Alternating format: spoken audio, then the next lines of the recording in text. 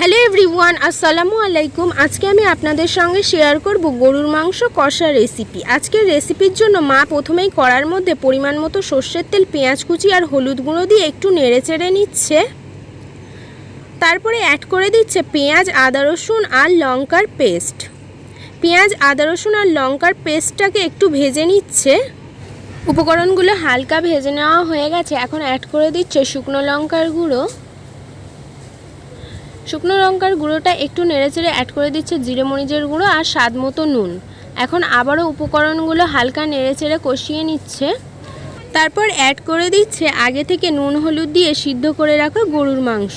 এখন গরুর মাংসটা মশলার সঙ্গে নেড়েচেড়ে ভালোভাবে মিক্স করে নিচ্ছে। মাংসটা মশলার সঙ্গে নেড়েচেড়ে ভালোভাবে মিক্স করে নেওয়া হয়ে গেছে। এখন কড়ার ঢাকনাটা চাপা দিয়ে রাখছে। গ্যাসের ফ্লেমটা হাইতে রেখেই গরুর মাংসটা কষিয়ে নিচ্ছে। যেহেতু গরুর মাংসটা প্রেসার কুকারে দিয়ে আগে থেকেই সিদ্ধ করে নেওয়া হয়ে গিয়েছিল, সেই কারণে গ্যাসের ফ্লেমটা লোতে রাখার কোনো দরকার নেই। গ্যাসের ফ্লেমটা হাইতে রেখে গরুর মাংসটা নেড়েচেড়ে ভালোভাবে কষিয়ে নিলেই আজকের রেসিপিটা সার্ভ করার জন্য রেডি হয়ে যাবে। আজকের রেসিপিটা এই পর্যন্তই। ফিরে আসবো আবারও নেক্সট কোনো রেসিপি নিয়ে। সম্পূর্ণ রেসিপিটা দেখার জন্য ধন্যবাদ।